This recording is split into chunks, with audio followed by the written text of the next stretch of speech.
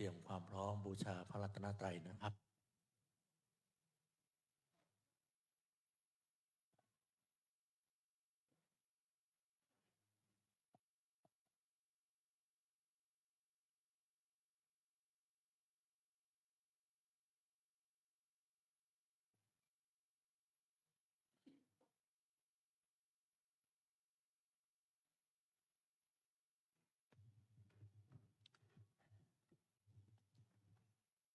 บูชาพระรัตนตรัย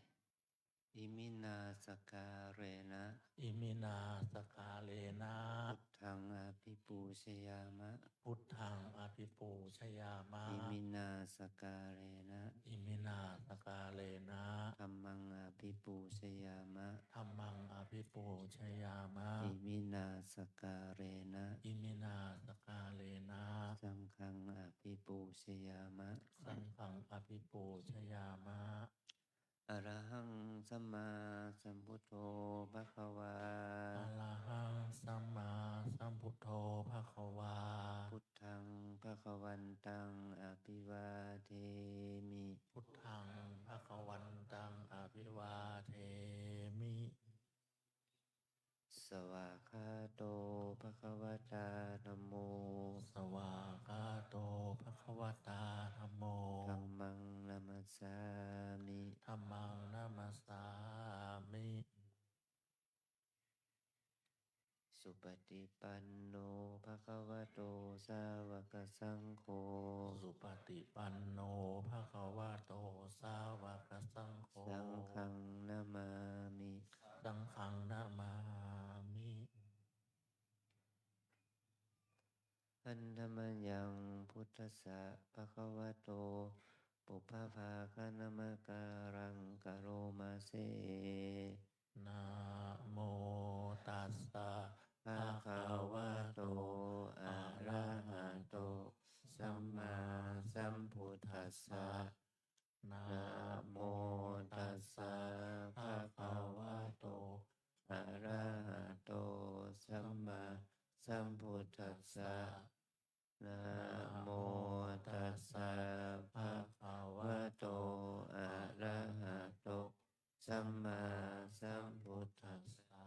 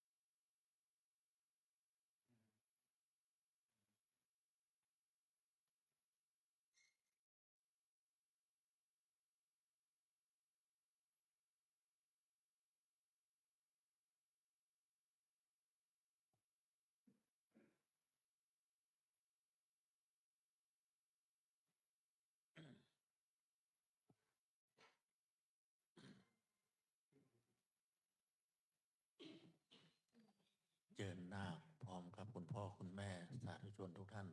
กราบพระสงฆ์พร้อมกัน3 ครั้งเพื่อสมาทานเบญจศีลนะครับ อัญชลีวันทาอภิวาทอัญชลีวันทาอภิวาทอัญชลีวันทาอภิวาทอัญชลีวันทาอัญชลีเชิญนาคเข้ามาถวายพานเบญจศีล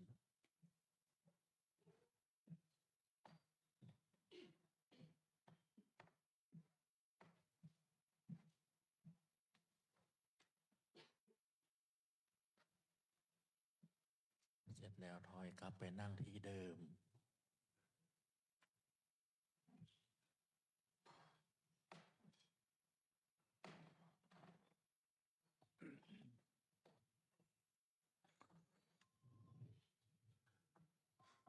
นาคพร้อมศรัทธาสาธุชนทุกท่านสมาทานเบญจศีลพร้อมกันณบัดนี้มะยังพันเตวิสุงวิสุงลักขณทายะติสรเนนะสหปัญจศีลานิยาจามะทุติยัมปิมะยังพันเตวิสุงวิสุงลักขณทายะติสรเนนะสหปัญจศีลานิยาจามะตติยัมปิมะยังพันเตวิสุงวิสุงลักขณทายะติสรเนนะสหปัญจศีลานิยาจามะนะโมตัสสะภะคะวะโตอะระหะโตสัมมาสัมพุทธัสสะนะโมตัสสะภะคะวะโตอะระหะโตสัมมาสัมพุทธัสสะนะโมตัสสะภะคะวะโตอะระหะโตสัมมาสัมพุทธัสสะนะโมตัสสะภะคะวะโตอะระหะโตสัมมาสัมพุทธัสสะนะโมตัสสะภะคะวะโตอะระหะโตสัมมาสัมพุทธัสสะนะโมตัสสะภะคะวะโตอะระหะโตสัมมาสัมพุทธัสสะพุทธังสรณังคัจฉามิ พุทธังสรณังคัจฉามิ ธัมมังสรณังคัจฉามิ ธัมมังสรณังคัจฉามิ สังฆังสรณังคัจฉามิ สังฆังสรณังคัจฉามิ ทุติยัมปิพุทธังสรณังคัจฉามิ ทุติยัมปิพุทธังสรณังคัจฉามิ ทุติยัมปิธัมมังสรณังคัจฉามิ ทุติยัมปิธัมมังสรณังคัจฉามิ ทุติยัมปิสังฆังสรณังคัจฉามิ ทุติยัมปิสังฆังสรณังคัจฉามิ ตติยัมปิพุทธัง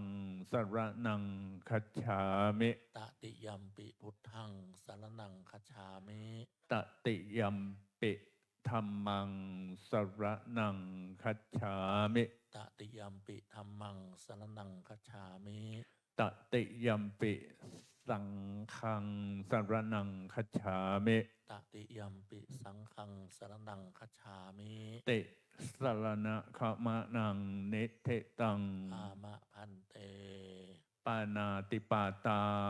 เวรมณีสิกขาปะทังสมาธิยามิ ปานาติปาตาเวระมณีสิกขาปะทังสมาธิยามิ อทินนาทานาเวรมณีสิกขาปะทังสมาธิยามิ อทินนาทานาเวระมณีสิกขาปะทังสมาธิยามิ กาเมสุมิชฌาจาราเวรมณีสิกขาปะทังสมาธิยามิ กาเมสุมิจฉาจาราเวระมณีสิกขาปะทังสมาธิยามิ มุสาวาทาเวรมณีสิกขาปะทังสมาธิยามิ มุสาวาทาเวระมณีสิกขาปะทังสมาธิยามิ สุราเมรยมัชฌะปมาทฐานาเวรมณีสิกขาปะทังสมาธิยามิ สุราเมรยะ มัชฌะปมาทัฏฐานา เวรมณีสิกขาปะทังสมาธิยามิ อิมาเนปัญจสิกขาปทาเนสีเลนะสุขติงยันเต สาธุ สีเลนะโภคะสัมปทา สาธุ สีเลนะนิโพเตงยันเต ตัสสมาสีลังวิโสทะเย มะพันเต อัญชลี วันทาอภิวาท อัญชลี วันทาอภิวาท อัญชลี วันทาอภิวาท อัญชลี วันทา อัญชลี จากนี้ไปเจิญนาคหันหน้ากลับมาหาคุณพ่อคุณแม่ครับมานะครับ ขยับเข้ามาใกล้ๆหน้อยนะครับ เว้นระยะพอก้มกราบได้นะครับนะเว้นระยะพอก้มกราบได้พร้อมแล้วหน้ากราบคุณพ่อคุณแม่3 ครั้งนะครับ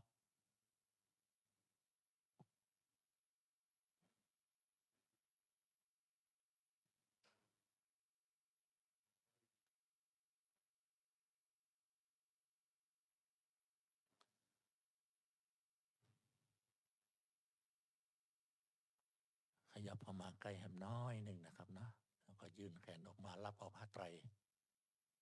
คุณพ่อคุณแม่ก็คอยยกนะครับนะจ้าๆนะก็ได้ ยกผ้าไตรพาดบนแขนของนาคนะครับนะต้นเทียน1 ต้นนะมอบให้นาคต้นเดียวครับต้นเดียวครับพอแล้วครับต้นเดียวครับผมนาคหันหน้ากลับมาหาพระอุปชฌาย์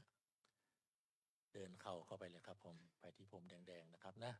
คุณพ่อคุณแม่ศรัทธาตั้งบนรอนี่ก่อนนะครับนะรอมอบบาตรต้นเทียนที่เหลือนะครับ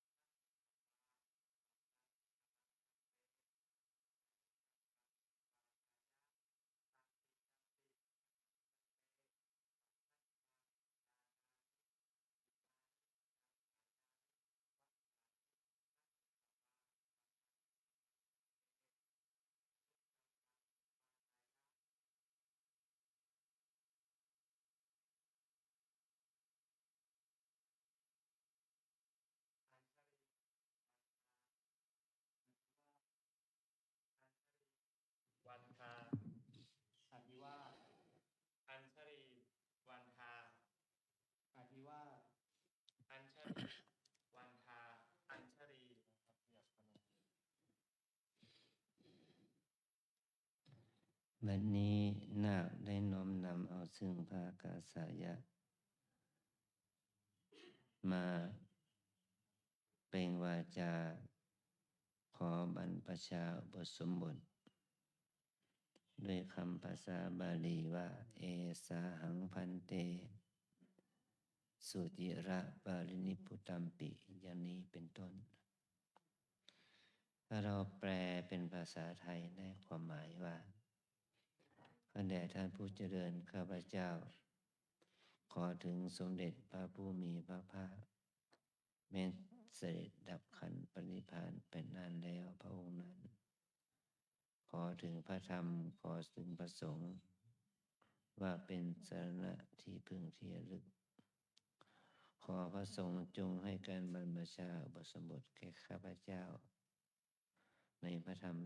วินัยนี้ด้วยเถิดนะตุติยมปังพันเตก็มันเป็นครั้งที่สองตติยมปิเป็นครั้งที่สามกล่าวถึง3 ครั้งโดยเจตนาที่จะขอน้อมเอาพระพุทธเจ้าน้อมนำเอาซึ่งพระธรรมและพระสงฆ์มาเป็นสารณะที่พึ่งที่ระลึกในเปล่งวาจาขอบรรพชาอุปสมบทในพระธรรมวินัยนี้คือในหลักธรรมคำสั่งสอนของพระพุทธเจ้านี้โดยที่เราจะได้เอามาเป็นหลักจิตหลักใจหลักยึดในขณะที่เราได้เข้ามาบรรพชาได้มาบวชเราจะทำการบวชของเราในเพื่อการบวชที่มีปัญญามีศีลมีสมาธินะถ้าเราบวชแล้วเราไม่เข้าใจพระพุทธเจ้าพระธรรมพระสงฆ์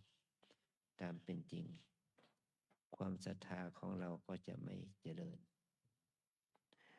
เราจะต้องรู้จักพระพุทธเจ้าพระธรรมพระสงฆ์พระพุทธเจ้าโดยบุคคลทางประวัติศาสตร์ประวัติของพระองค์นั้นยาวนานที่ว่าเป็นบุคคลที่มีความคิดว่าการเกิดมาเป็นทุกข์เราจะหาทางดับทุกข์ได้อย่างไรก็มีตัวอย่างของบุคคลที่ดับทุกข์ได้ต้องทำความดีสร้างความดีนี่เราสร้างบารมีนะสร้างบารมีมาสะสมไว้ในใจสร้างอุปนิสัยสร้างความรู้สึกที่ดีต่อการทำความดีนี้เพื่อให้คนอื่นศรัทธาเลื่อมใสด้วยพระองค์จึงได้อธิษฐานว่าถ้าเราได้ตรัสรู้ก็ขอให้คนทั้งหลายได้บรรลุธรรมตามด้วยพระองค์ได้พ้นทุกข์ขอให้สัตว์ทั้งหลายได้พ้นจากทุกข์ด้วยตั้งใจอย่างนี้ทำความดีถึง7 อสงไขยต่อจากนั้นพระองค์ก็ได้ออกปากว่าความดีงามที่เราเรียกบารมีที่ทำนี้เป็นไปเพื่อขอให้ได้เป็นพระพุทธเจ้าออกปากอย่างนี้ถึง9 อสงไขยเมื่อเจอพระพุทธเจ้าในอดีตคือว่าพระตีบังกรพระพุทธเจ้านั้นพระองค์ก็ได้รับพยากรณ์ว่ามหาบุรุษบุคคลนี้เป็นคนที่มีบุญบารมีเหมาะสมที่จะได้เป็นพระโพธิสัตว์เพื่อตรัสรู้ธรรมได้จริงตั้งแต่นั้นมาพระองค์ก็สร้างบารมีอีก4 อสงไขยแสนครับแล้วพระองค์ก็ได้มาชาติสุดท้ายของพระองค์ได้เกิดมาเป็นพระโอรสของพระราชาพระเจ้าสุโธทนะนั้นแล้วก็พอประสูติแล้วเพียงแค่เมื่อวันที่ประสูตินั้นก็พระองค์ก็ไม่ใช่ประสูติในวังประสูติในสวนป่าอุทยานลุมพินีเมื่อพระองค์ประสูติแล้วพระองค์มีบุญมีความเป็นอัศจรรย์อยู่ปากพูดได้ แล้วก็ก้าวเดินได้พระองค์ได้เอ่ยปากว่าขอเราเป็นผู้เลิศในโลกเราเป็นผู้ประเสริฐในโลกเราเป็นใหญ่ในโลกชาตินี้เป็นชาติสุดท้ายของเราชาติจะไม่มีชาติต่อไปแล้วอย่างนี้เนี่ยพอถึง5 วันพระราชบิดาก็เชิญพราหมณ์108มารับทานที่ในวังแล้วก็คัดเลือกเอาพราหมณ์ได้8 คน8 คนนี้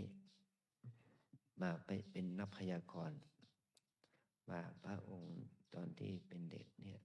ชัดเติบโตจะเป็นอย่างไรพราหมณ์ทั้งหลายก็7 คนก็พยากรณ์ว่าพระโพธิสัตว์เนี่ยถ้าจะได้ตรัสรู้ก็จะเป็นศาสดาเอกของโลกได้ถ้าของราชก็จะได้เป็นจอมจักรพรรดิแต่มีพราหมณ์คนหนึ่งคือสกลทัญญะท่านได้ยกมือขึ้นอย่างแค่นิ้วเดียวบอกพยากรณ์ว่าพระองค์จะได้เป็นพระพุทธเจ้าโดยแน่นอนเพราะลักษณะของตามศาสตร์นั้นพระองค์จะได้เป็นพระพุทธเจ้าแล้วก็ได้เป็นวาจาว่าถ้าพระองค์ออกบวชเราจะออกบวชตามพราหมณ์ทั้ง7ก็บอกว่าถ้าเขายังมีชีวิตอยู่เขาจะออกบวชตามถ้าไม่มีชีวิตแล้วก็ให้ลูกหลานมาบวชตามมาบวชแทนนี่พออายุได้7 วันพระราชมารดาก็สิ้นพระชนม์พระองค์ก็อยู่ในการอุปถัมภ์ดูแลของพระมารดาเลี้ยงเป็นพระนางจนอายุ16 ปีพระองค์ก็เรียนจบศาสตร์ที่ควรจะรู้ของความเป็นพระกุมารและพระองค์นั้นได้เสกสมรสกับพระนางพิมพาจนมีอายุ29 ปีตอนนั้นพระองค์ก็อยากจะไปเที่ยวอุทยานพระองค์ก็ไปเห็นคนแก่คนเจ็บและคนตายพระองค์มาสงสัยว่าคนเราต้องแก่เจ็บตายเลยในสนะอามาก็บอกว่าคนเราต้องมีความแก่เจ็บตายเป็นธรรมดาแต่พระองค์นั้นได้มีความคิดว่าถ้าเราต้องแก่เจ็บตายเราจะทำอะไรให้เราพ้นจากความแก่เจ็บตายได้ไหมหลังจากนั้นพระองค์ก็กลับมาวังได้ข่าวว่าพระมเหสีคลอดโอรสเนี่ยคือจึงได้ชื่อว่าราหุลเพราะว่าพระองค์ได้เป็นวาจาเราหูรังชาตังบ่วงได้เกิดขึ้นแล้วลูกเป็นบ่วงของพ่อแม่นะพ่อแม่รักลูกเป็นความห่วงใยที่เกิดขึ้นแต่พระองค์นั้นไม่ได้ลมพระทัยที่จะออกบวชในคืนนั้นพระองค์ได้ออกบวชเนี่ยเพราะได้เห็นคนแก่คนเจ็บคนตายรวมทั้งคนเกิดด้วยเนาะนี่คนเกิดเจ็บแก่เจ็บตายเขาเรียกว่าเป็นเทวทูตเมื่อพระองค์ได้ออกบวชแล้วก็ไปแสวงหาความรู้จากครูบาอาจารย์สมัยนั้นอีกร่วม6 ปีแต่พระองค์ไม่ใส่บรรลุธรรมพระองค์ออกมาเสวยมาทดสอบทดลองบทวิสุทธิ์ด้วยพระองค์เองอีกและพระองค์ก็ได้มีความเพียรบำเพ็ญเพียรทางจิตมีการบำเพ็ญเพียรทางจิตและพระองค์ก็ได้บรรลุธรรมเป็นพระอรหันต์เป็นเพ็ญเดือน6นะพระองค์นั้นได้มีบรรลุธรรมแล้วพระองค์ก็มานึกถึงความที่ธรรมะที่พระองค์ได้บรรลุนั้นมันละเอียดมันยากที่คนธรรมดาจะเข้าใจได้พระองค์จึงน้อมพระทัยที่จะไม่สอนแต่อาศัยพระมหากรุณาต่อสัตว์โลกอาศัยความคิดนึกตึกตองปฏิภาณที่พระองค์ได้กระทำบำเพ็ญมาว่าถ้าบรรลุธรรมแล้วจะให้คนอื่นบรรลุธรรมตามนั่นแหละนะนี่คือพระองค์จึงออกสอนธรรม บุคคลที่พระองค์สอนก็ได้แก่ท่านพระปัญจวัคคีย์นะแล้วมันสอนเรื่องอะไรล่ะเรื่องที่พระองค์สอนก็สอนเรื่องอริยสัจสี่สอนเรื่องความเกิดแก่เจ็บตายเป็นทุกข์สอนเรื่องความเหตุให้เกิดทุกข์ก็คือตัวตัณหาความโลภโกรธหลงนี่แหละเราจะดับทุกข์ได้ต้องดับกิเลสตัณหาเราจะดับได้อย่างไรต้องเจริญปัญญาศีลสมาธิถ้าบุคคลใดนี้ได้ประพฤติปฏิบัติตามคำสอนของพระพุทธเจ้าเจริญศีลสมาธิปัญญาให้เกิดขึ้นแล้วดับกิเลสตัณหาได้บุคคลนั้นเราเรียกว่าพระสงฆ์นะสิ่งที่พระสงฆ์ท่านบรรลุธรรมตามคำสอนนั่นแหละพระธรรมคำสอนของพระเจ้าสอนเรื่องทุกข์สมุทัยนิโรธมรรคอย่างนี้นะผู้ที่ปฏิบัติตามหลักธรรมคำสอนนั้นเราเรียกว่าพระสงฆ์มาจนถึงทุกวันนี้นะเรามาบวชนี่ก็มาบวชเพื่อให้เราได้เกิดปัญญาศีลสมาธิเพื่อเป็นอานิสงส์ดับทุกข์ได้ดับกิเลสตัณหาได้นี่คือเป้าหมายของเราคือการบรรลุถึงธรรมคือบรรลุมรรคผลนิพพานได้ถ้าเราฝึกปฏิบัติบารมีธรรมของเราในแก่กล้าก็ถือว่าเราได้ดำเนินตามทางของพระสงฆ์นะแต่ถ้าเรานั้นปฏิบัติไม่ถึงจุดหมายนี้ก็ไม่ได้หมายความว่าการบวชของเราจะว่างเปล่าการบวชของเราก็ได้อานิสงส์เหมือนกันเพราะว่าเราจะได้เรียนรู้หลักปฏิบัติเรียนรู้วิธีปฏิบัติเราได้นำพาพ่อแม่พี่น้องมาสู่ทางที่ดีงามนี่จะทำให้เขาเหล่านั้นได้บารมีธรรมบังเกิดขึ้นกับตนความดีงามนี้ก็จะเป็นมหากุศลเป็นบุญแก่เราและก็เป็นบุญแก่พ่อแม่ทั้งหลายด้วยนะพระธรรมที่พระองค์ทรงสอนท่านจะสรุปโดยย่อๆจาก 84,000 พระธรรมขันธ์องค์ย่อมา3พระธรรมที่เราจะต้องปฏิบัติคือ1ศีล2สมาธิ3ปัญญานี่แหละเป็นไปเพื่ออะไรเพื่อละชั่วเพื่อทำดีเพื่อทำใจให้บริสุทธิ์เนี่ยละชั่วด้วยการเอาศีลมาละทำดีเอาสมาธิมาพัฒนาเอาสติสมาธิมาพัฒนาปัญญาเนี่ยเอามาทำเพื่อทำให้จิตใจเรามีความรู้ชอบเห็นชอบละความยึดติดยึดมั่นถือมั่นในธาตุขันธ์นี้ได้อันนี้คือความดีที่เรามาบวชเนี่ยมาบวชเพื่อละชั่วทำดีทำใจให้บริสุทธิ์นะมันจะทำได้แค่ไหนก็เอาแต่ความสามารถของเรานะนี่คือพระรัตนตรัยเนี่ยเรามาบวชแล้วเราจะได้อานิสงส์3อย่างอานิสงส์ที่1คืออานิสงส์แก่ตัวเรานะเราจะได้เรียนรู้การกิจกรรมน้อยใหญ่พิธีกรรมต่างๆอย่างน้อยสุดมาเรียนรู้วิธีการบวชของเราบวชยังไงแล้วบวชแล้วจะได้ประโยชน์อะไรได้ทำวัดสวดมนต์ภาวนาได้ทำกิจกรรมน้อยใหญ่ที่เกิดขึ้นในขณะที่เราได้ก้าวย่างมาสู่วัดเราทำอะไรระเบียบกฎเกณฑ์มีอย่างไรไม่ใช่ว่าเอาง่ายๆอยากจะบวชวันพรุ่งนี้จะมาบวชไม่ได้เราจะต้องหาเอกสารพ่อแม่ต้องเซ็นรับรองมีพยานมีผู้รับรองต่อถึงว่าตรวจประวัติด้วยเนาะตรวจสุขภาพ HIV ด้วยเนี่ยเราผ่านหมดแล้วเราจึงมาบวชได้นี่แหละนี่คือความดีที่เราทำเวลาใส่กฎเกณฑ์ระเบียบที่มีอยู่ที่เขาเปิดทางให้เราได้บวชนี่คือประโยชน์ที่ได้จากการบวชที่1ก็คือเรานั้นได้เรียนรู้ทั้งหลักของศีลสมาธิปัญญาอันที่2เมื่อเราบวชแล้วบุคคลที่จะได้อานิสงส์ก็คือพ่อแม่ปู่ย่าตายายญาติมิตรได้บุญได้กุศลกับเราด้วยเนี่ยวันนี้เป็นวันอาทิตย์เนาะเป็นวันที่แปลกเนาะฝนตกเนี่ย เย็นสบายเนี่ยได้อานิสงส์ละโยมได้บุญละ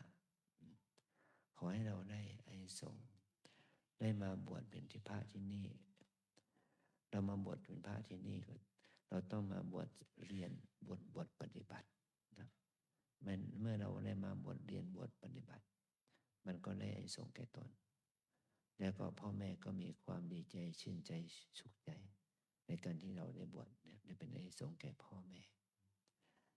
ม่ก็ได้มีโอกาสสร้างบุญถือว่าซื้อผ้าไตรซื้อบาตรบริขารถวายทานให้แก่สงฆ์อันนี้คืออานิสงส์ที่พ่อแม่ได้บวชเรานะพ่อแม่เลี้ยงดูเรามาตั้งแต่ในครรภ์เติบโตมาจนถึงทุกวันนี้26 ปีถ้าเราคิดว่าเราจะตอบแทนคุณของพ่อแม่ได้อย่างไรเราจะต้องนึกถึงความดีงามที่พ่อแม่ชื่นใจเนี่ยที่เราได้มามีอายุถึงวันนี้สิ่งเหล่านี้ก็คือว่าเป็นบุญเป็นความปลื้มใจเป็นปิติเป็นความปิติปิมใจให้ที่จะทำให้พ่อแม่นั้นโยกจิตโยกใจให้เบาสบายมีความสุขปลื้มปิตินี่คือว่าเป็นอานิสงส์ที่เกิดจากที่เราได้บวชนะพ่อแม่ก็ได้มีความสุขความปลื้มใจ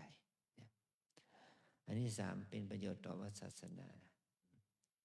พระภิกษุทุกรูปในนี้นะไม่ใช่พระในวัดในหมู่บ้านนี้เป็นพระที่มาจากต่างหมู่บ้านต่างอำเภอต่างจังหวัดมาต่างภาคเลยซะไปเพราะว่าเรามีทั้งชาวไทยและชาวต่างชาติคนต่างประเทศก็มีเนี่ยคนที่มาบวชที่นี่ก็เป็นมาบวชเพื่ออะไรเพื่อความดำรงไว้ซึ่งพระพุทธศาสนาเป็นอานิสงส์ต่อพระธรรมวินัยเป็นอานิสงส์ต่อพระศาสนาด้วยเราจะได้บวชแล้วเราได้ประพฤติปฏิบัติรักษาธรรมวินัยนี้ท่านถือว่าเราได้ทำประโยชน์ต่อพระศาสนาทำประโยชน์ต่อวัดเป็นประโยชน์ต่อสำนักนี่คือพระศาสนานี้จะตั้งอยู่ได้ต้องอาศัยพระสงฆ์ที่มาจากทิศทั้ง4เมื่อมาแล้วก็ได้มาประพฤติปฏิบัติมาศึกษาเราเรียนมาทำวินัยนี้นี่คือความดีที่มีต่อพระศาสนานะการบวชของเรานั้นจิตใจของเราจะต้องมั่นคงในพระรัตนตรัยจิตใจของเราต้องมีหลักใจมีหลักยึดทางด้านจิตใจที่เราเรียกว่ากรรมฐานนะกรรมฐานที่พระบูชาจะมอบให้แก่นาคในวันนี้ก่อนที่เราจะได้นุ่งห่มผ้ากสาวพัดเนี่ยคือตัจจะปัญจกกรรมฐานที่มีหนังเป็นที่5เนี่ยต้องให้ว่าตามนะเกสาโลมานาขาทันตาตะโจทันตานาขาโลมาเกสาโลมานาขาทันตาตะโจทันตานาขาโลมาเกสาอันนี้คือกรรมฐานคือว่าข้อปฏิบัติเพื่อให้จิตใจของเราสงบมีเกสาคือเส้นผมทั้งหลายโลมาคือเส้นขนทั้งหลายนาขาคือฟันทั้งหลายทันตานาขาคือเล็บทั้งหลายเล็บทั้ง20 นิ้วนะทันตาคือฟันทั้งหลายในปากของเราตะโจคือหนังแผ่นหนังเนี่ยตั้งแต่หนังศีรษะจนหนังฝ่าเท้า5 อย่างนี้เป็นสิ่งที่เราเห็นด้วยตาถ้าเราเอาสิ่ง5นี้มาพิจารณาว่ามันเป็นของปฏิกูลไม่สะอาดไม่ใช่เป็นสิ่งที่จะก่อให้เกิดความรักใคร่สวยงามอันนั้นแหละมันจะเป็นเหตุให้เรานั้นได้สติสมาธิเกิดขึ้น จากการพิจารณาอาการ32ผมขนเล็บฟันหนังเนื้อเอ็นกระดูกเยื่อในกระดูกม้ามตับไตหัวใจปอดอย่างนี้นะแต่ตอนนี้เราเอามาสอนเพียงแค่5 ข้อจาก32เหลือมาสอนแค่5ผมขนเล็บฟันหนังอันนี้คือเป็นกรรมฐานที่จะทำให้จิตใจของเราได้สัมผัสกับพระธรรม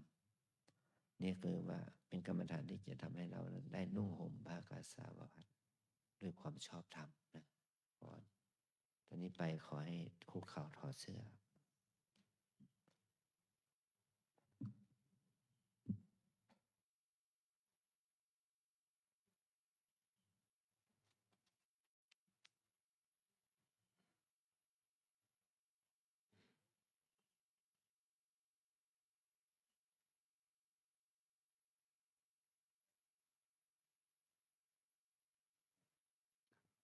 เป็นฆราวาสความเป็นคนบ้าน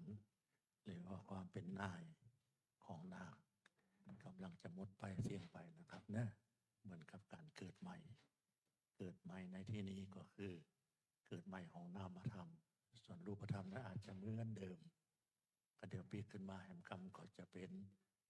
รูปแบบของพระสงฆ์องค์เจ้า ก็จะมีคำนำหน้าว่าเป็นท่านนั้นท่านนี้อย่างนี้เป็นต้นนะครับเนาะเพราะฉะนั้นก็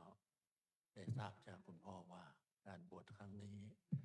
ปาลบเหตุของการเจ็บไข้ได้ป่วยของคุณยายเป็นที่ตั้งจึงได้มาบวชที่นี่เพราะฉะนั้นเพื่อเสริมบุญเสริมกุศลให้กับนาคหรือว่าให้กับคุณพ่อคุณแม่เพื่อที่จะได้มีพลังบุญอันยิ่งใหญ่การเจ็บไข้ได้ป่วยของคุณยายนั้นทุเราเบาบางหรือว่าหายไปขออนุญาตนำเอา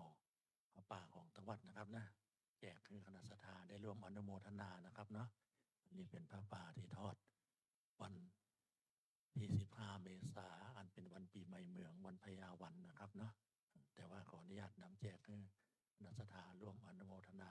เพื่อว่าจะได้มีบารมีเสริมสูงยิ่งขึ้นไปตามหน้าบุญก็แล้วกันนะครับเนี่ยนะครับแจกนะครับดูครับได้แจกครับนะเดี๋ยวนี้3 ซอง 4 ซองทั้งรูปเลยนะตามหน้าบุญก็แล้วกันนะครับอ่านดูก่อนนะครับนะหรือว่าจะแบบสแกนก็ได้นะครับนะมี QR Code เหมือนกันนะครับนะแล้วแต่ครับ คุณพ่อคุณแม่ครอบครัวนี้มาจากไหนนี่เชียงรายอยู่อำเภอไหนอำเภอเมืองอ๋อมาจากเชียงรายอำเภอเมืองนะมีความรู้สึกอย่างไรจึงได้มาบวชที่วัดลำเปิงล่ะเคยบวชนี่นะโอ้ดีละ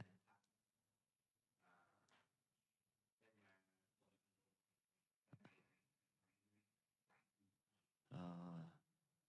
แล้วลูกมาบวชที่นี่เนาะโอ้ดีละเป็นศิษย์เก่าวัดลำเปิงนะสมัยก่อนยังโมเมนต์บวชตัวนี้นะบวชน้อยๆอยู่นี่แหละ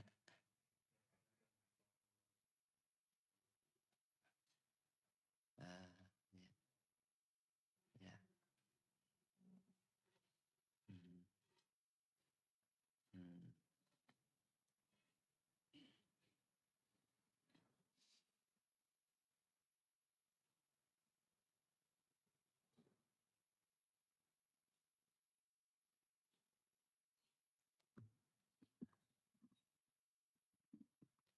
วันนี้มีต้องย้ายเวลามาบวชตอนเช้านี่เพราะว่าตอนบ่ายจะมีสมาคมกลุ่มสมาคมที่มาจากอิตาลีแล้วก็ทางสมาคมนี่เป็นได้มามีความสัมพันธ์กับทางวัดสมัยหลวงปู่เป็นยังมีชีวิตอยู่นะเป็นจัดคณะมาเยี่ยมเยียนเวลา11:30เขาจะมาถึงที่นี่นะจะมาสักบ่ายโมงเราก็มีประมาณสัก1 ชั่วโมงแล้วก็มีโอกาสได้สนทนาปราศัยกันนะอีกอย่างหนึ่งตอนบ่ายนี้ทาง จ้าอาวาสที่ในเขตอำเภอเมืองนี่นะเปิ้นมรณภาพเปิ้นจะเผาศพในวันนี้นะตอนบ่ายเนี้ยก็เลย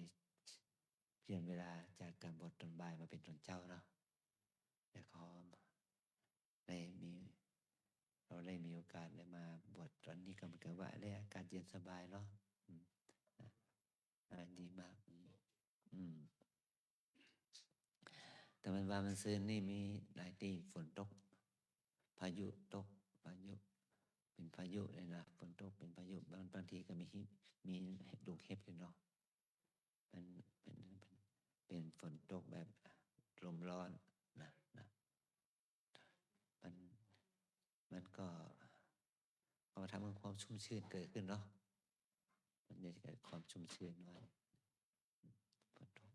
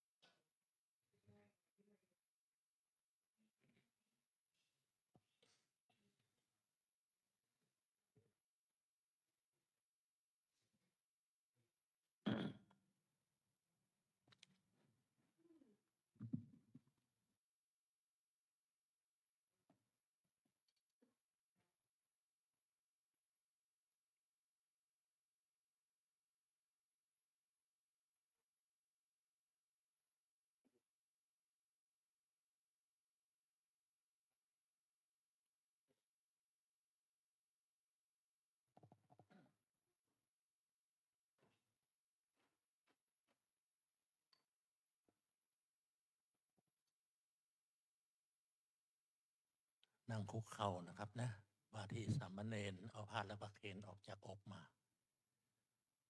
โผวางไว้กับพื้นนะครับเอามือจับไว้นะครับยาวๆน้อยก็ได้พับครึ่งดีกว่าละครับ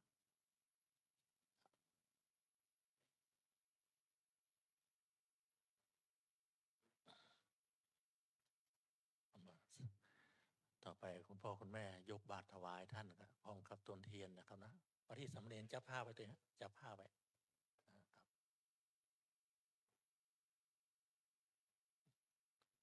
วางบนฝาบาตรอะไรฮะวางบนแล้วก็ได้ครับวางบนก็ได้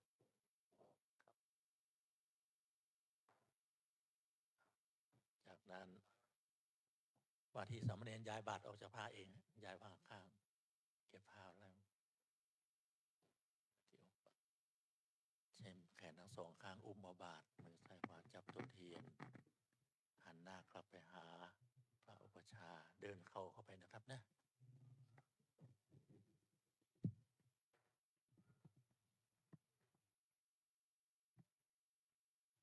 เมื่อว่าที่สามเณรถึงด้านหน้าพระสงฆ์องค์เจ้าเป็นที่เรียบร้อยนะครับเชิญคุณพ่อคุณแม่แล้วก็ศรัทธาทั้งบนกราบพระประธานและลงนั่งตะลุ่มได้เลย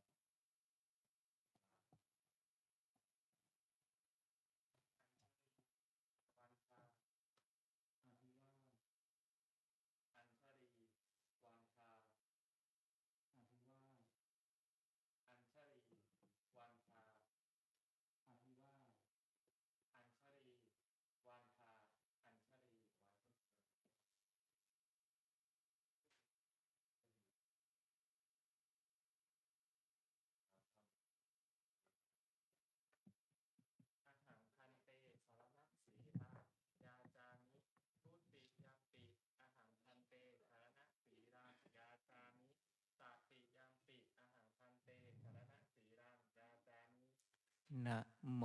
ตัสสะภะคะวะโตอะระหะโตสัมมาสัมพุทธัสสะนะโมตัสสะภะคะวะโตอะระหะโตสัมมาสัมพุทธัสสะนะโมตัสสะภะคะวะโตอะระหะโตสัมมาสัมพุทธัสสะนะโมสัม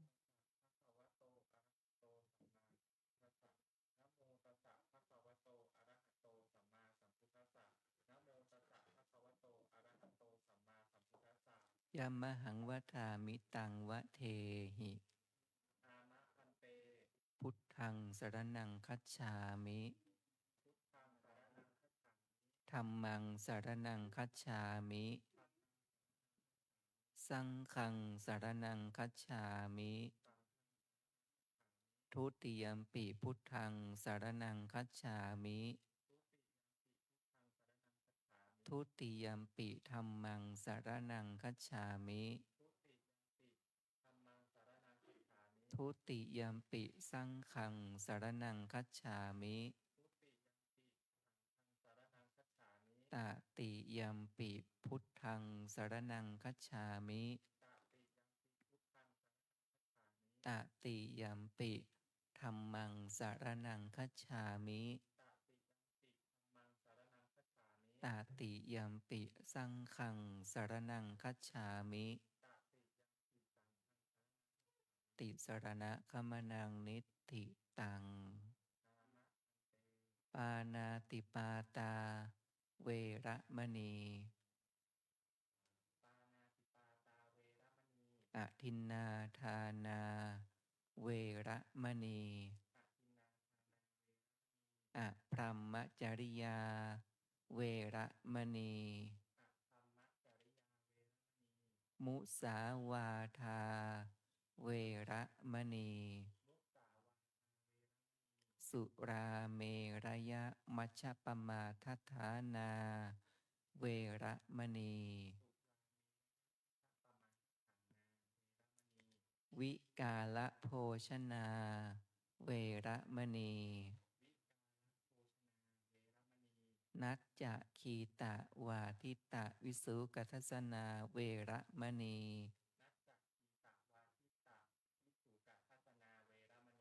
มาลาคันทะวิเลปนะธารณะมันดานะวิภูสนัทธานาเวระมณี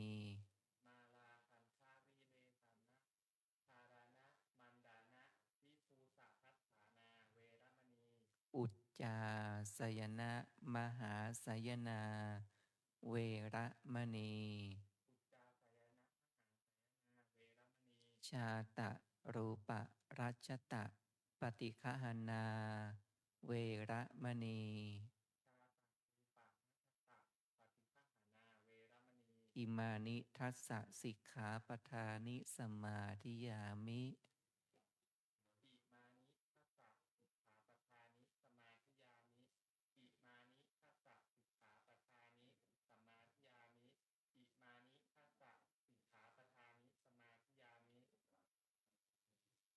อัญชรี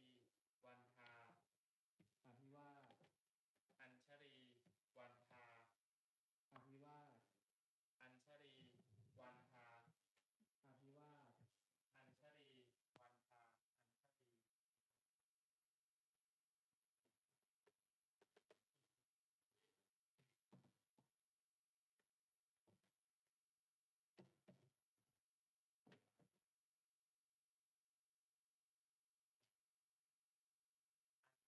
อัญชรีวันทา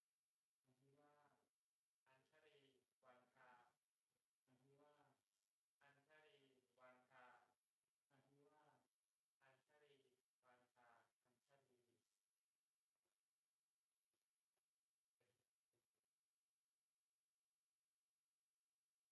าหารพันเตนิสัยยังยาจามิทุติยัมปิอาหารพันเตนิสัยยังยาจามิตติยัมปิอาหารพันเตนิสัยยังยาจามิอุปัชฌายาอุปัชฌายโยอุปัชฌายโยเมพันเตโหหิอุปัชฌายโยเมพันเตโหหิอุปัชฌายโยเมพันเตโหหิ ปฏิรูปัง สาธุพันเต โอปาญิกัง สาธุพันเต ปัสสะทิเกนะสัมปะเทหิ สาธุพันเต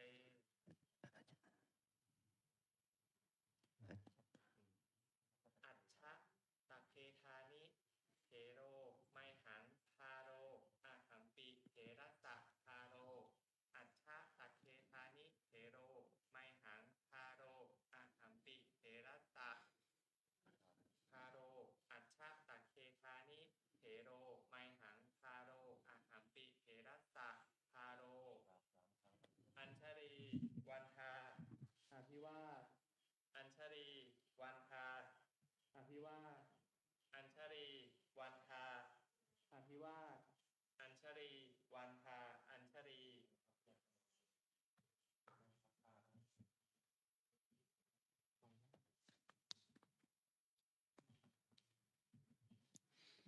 บัดนี้เธอได้เป็นสามเณรแล้ว หลังจากที่เธอได้รับพระไตรสรณคมจบวัตตติยัมปิสังฆังสรณังคัจฉามินั้นถือว่าเธอได้พ้นจากความเป็นชาวบ้าน ได้มีภาวะแห่งความเป็นนักบวชเป็นสามเณรสามเณรแปลว่าเราก่อของสมณะโดยที่เจ้าชายราหุลเป็นสามเณรองค์แรก ตอนนั้นเจ้าชายอายุแค่7 ขวบไปขอราชสมบัติจากพระพุทธเจ้าราชบิดาพระพุทธเจ้าได้ประทานอริยทรัพย์สมบัติที่พระพุทธเจ้าได้ประทานคือหลักธรรมคือศรัทธาศีลการเรียนรู้จากความเสียสละแบ่งปันความมีปัญญารู้ความเป็นจริงของชีวิตแล้วก็มีหัวข้อที่จะพึงกระทำอีก2 หัวข้อฮิริความละอายต่อบาปโอตตปะความเกรงกลัวต่อผลบาปให้เป็นอริยทรัพย์แก่ท่านราหุลราหุลได้บวชเป็นสามเณรเพราะว่าท่านอายุยังน้อยยังบวชเป็นพระไม่ได้วินัยที่พระพุทธเจ้าได้ตรัสให้บุคคลกุณบุตรบวชเป็นพระจะต้องมีอายุ20 ปีบริบูรณ์ขึ้นไปนะบริปุณณมีสติปัสโสสิมีอายุ20 ปีบริบูรณ์นะอย่างนี้คือเป็นเหตุให้เราได้มาบวชเป็นพระที่นี่เราได้อายุ20 ปีบริบูรณ์แล้วจึงบวชเป็นพระได้นะเมื่อเราบวชเป็นพระเป็นเณรแล้วก็มีการถือศีล 10รักษาศีล 10 ข้อแล้วก็ขอนิสัยขอนิสัยขอให้ท่านได้เรียนรู้ความประพฤติปฏิบัติทางกายวาจาที่ทำให้เราเป็นพระเณรที่ดีนะนี่เรียกว่าขอนิสัยตั้งแต่การนุ่งการห่มการคบการฉันการทำกิจกรรมน้อยใหญ่ที่เหมาะสมกับความเป็นนักบวชเรียกว่าขอนิสัยอย่างขอนิสัยนี่ก็ต้องขอนิสัยกับพระอุปัชฌาย์พระผู้ที่บวชให้เธอเรียกว่าอุปัชฌาย์อุปัชฌาย์ในแปลมีความหมาย2 อย่างความหมายที่ 1เป็นผู้ที่นำเธอเข้าหมู่สงฆ์เพราะเราจะบวชได้เราต้องมีพระอุปัชฌาย์นำเขาเป็นเรียกว่าเป็นผู้ประกันการันตีให้สงฆ์รับรองเมื่ออุปัชฌาย์นั้นมีหน้าที่อย่างนี้ก็จะต้องสั่งสอนลูกศิษย์ที่ในฐานะที่เราเป็นผู้เป็นนักบวชเนี่ยจนกว่าที่จะอายุครบ5 ปีนะของการนับเป็นนักบวชเนี่ยนี่เราเรียกว่าเราได้เป็นพระที่มีความดีนะถ้าเราบวชวันแรกก็จะไปเป็นเจ้าอาวาสเลยก็ไม่ได้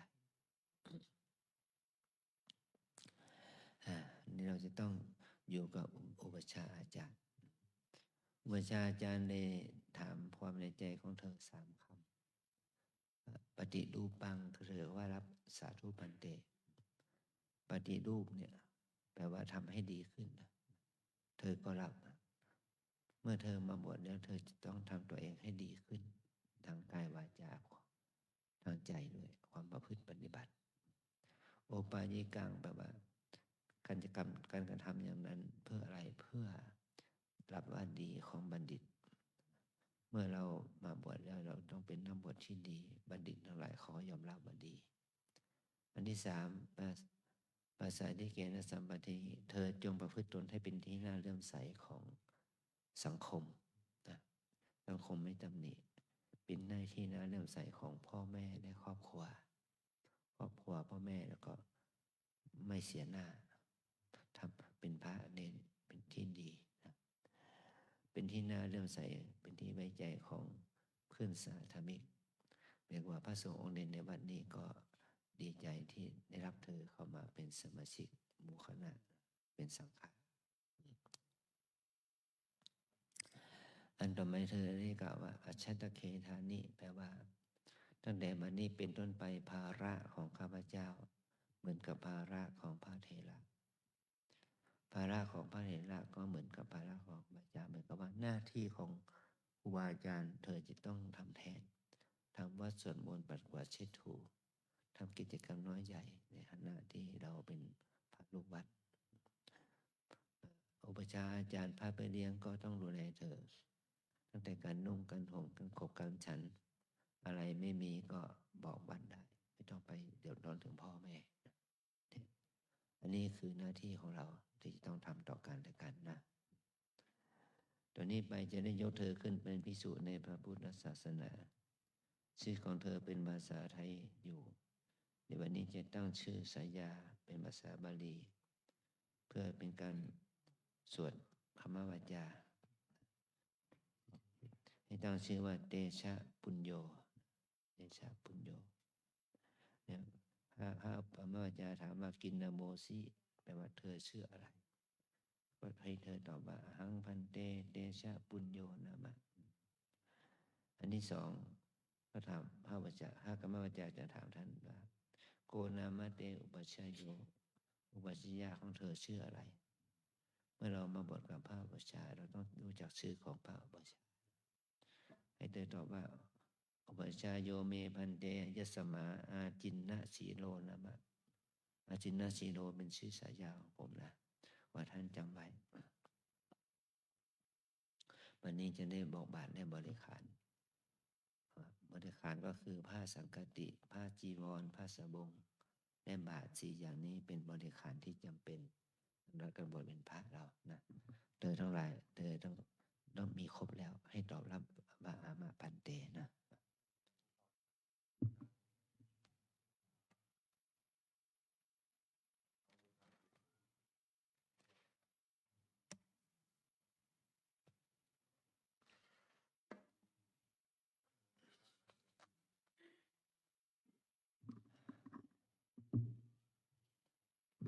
อายันเตปัตโต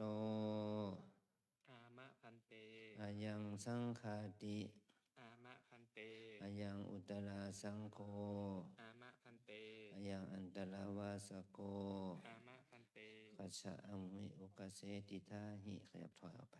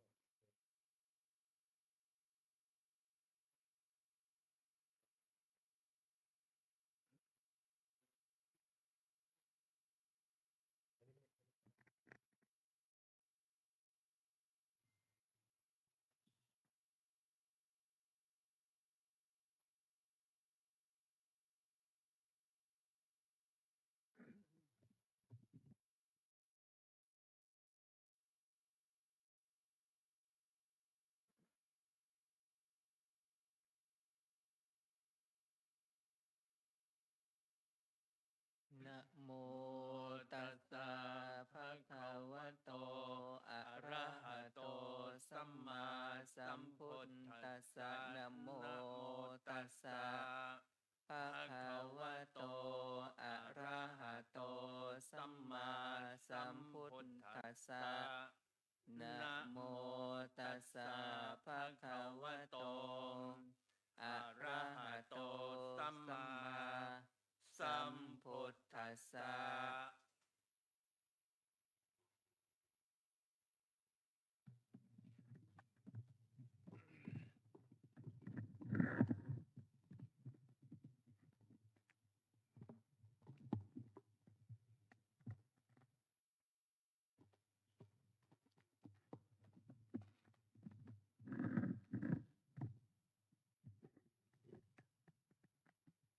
สุนา สุนา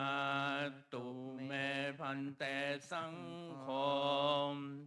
เตชะปุญโยอายัสสมะโตอาจินาสิลัสสะอุปสัมปทาเปโคยะเทสังคัสสะปะตะกะลังอะหังเตชะปุญญังอนุสาสะยัง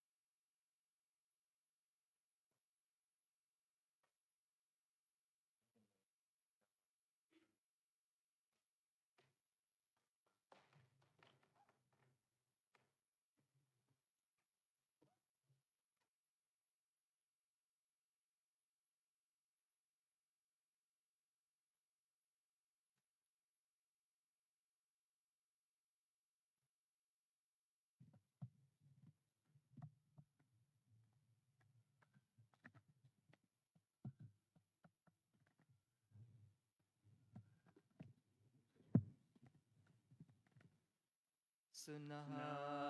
ตุเมพันเตสังโฆเตชะปุญโย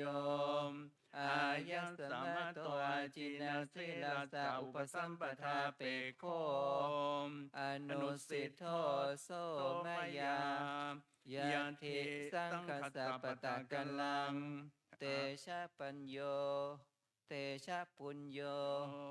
อนุสาสะยัง เอาใหม่มา เตชะปุญโยอนุสาสะยัง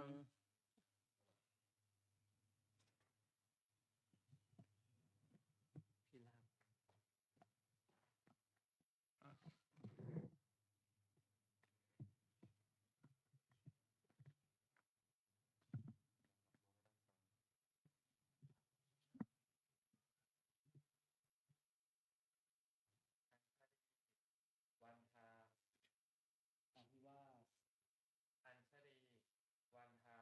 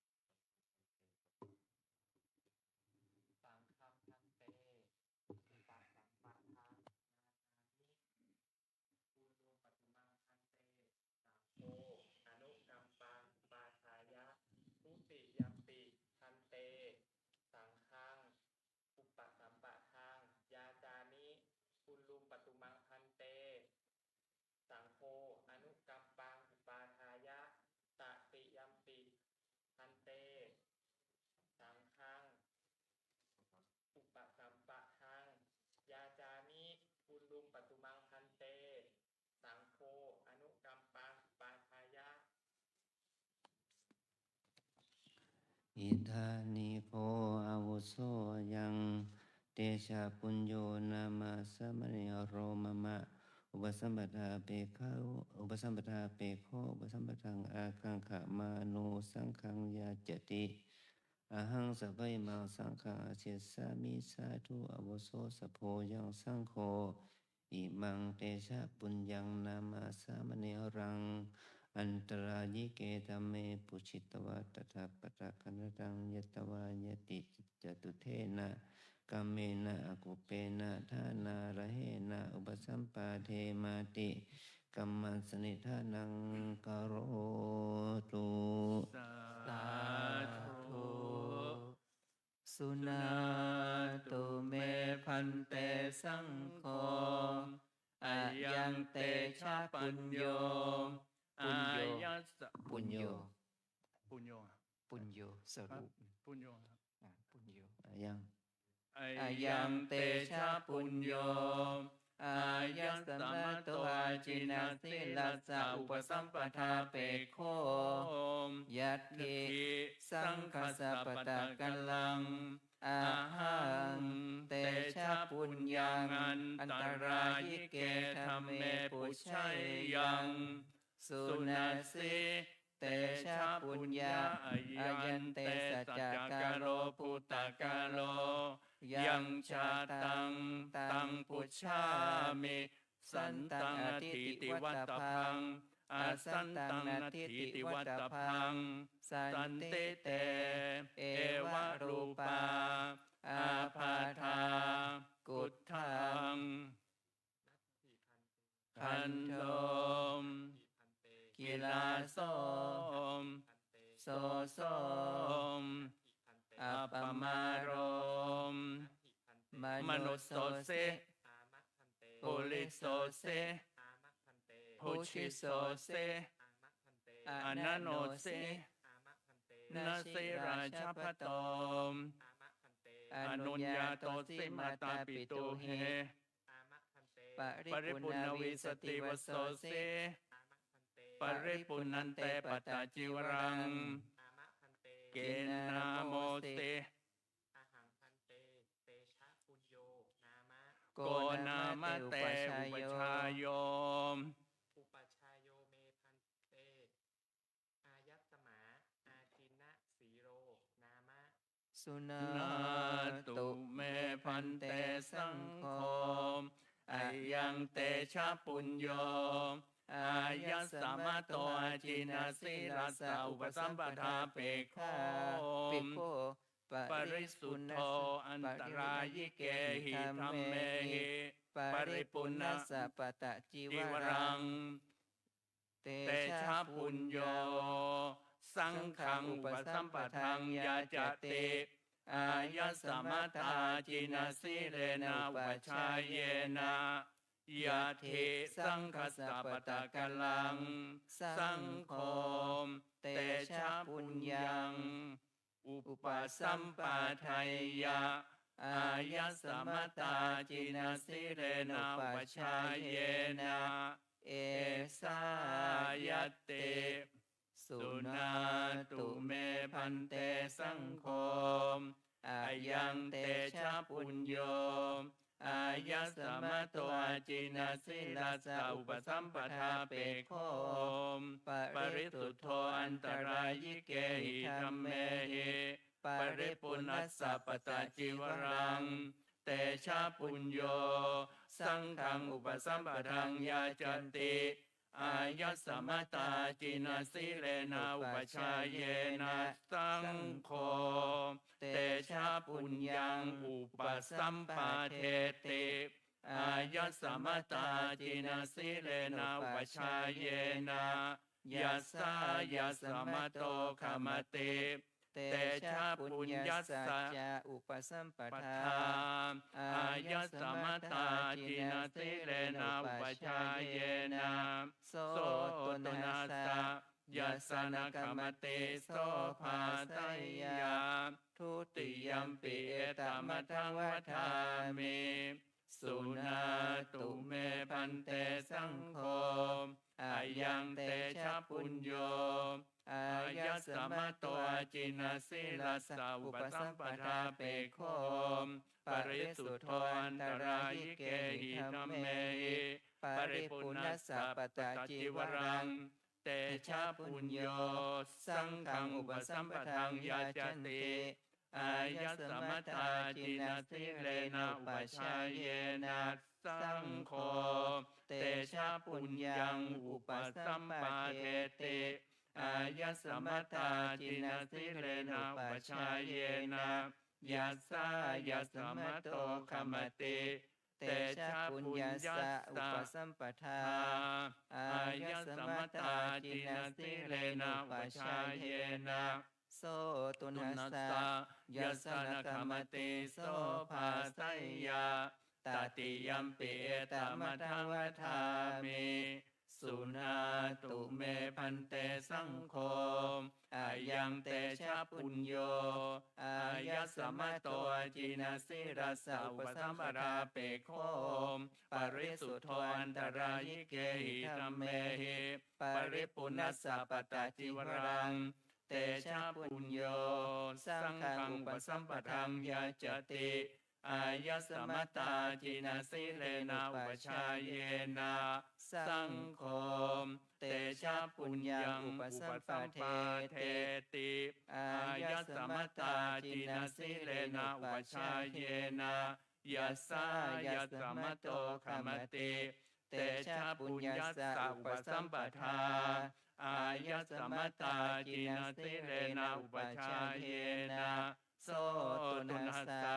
ยัสสะนะขมติโสภาสัยยาอุปสัมปันโนสังเขนะเตชะปุญโยอายะสมตาจินาสิเลนะอุปชายเยนะขมติสังคัสสะตัสสมาตุเนหิเอวะเมตังทารยามิ อัญชรีวันทาอภิวาอัญชรี